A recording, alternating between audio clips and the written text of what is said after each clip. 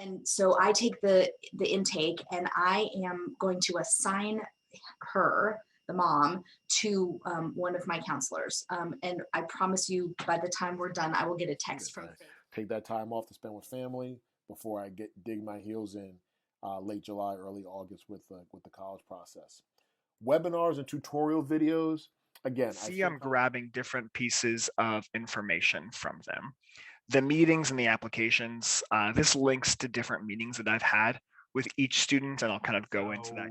If they were to schedule the 5:15 meeting, they'll fill out their information right here, confirm, and then I think up comes they have to enter their investment of time. And the way we run our business is that every student has a board. And on that board, there's a set of columns. Psych evaluation.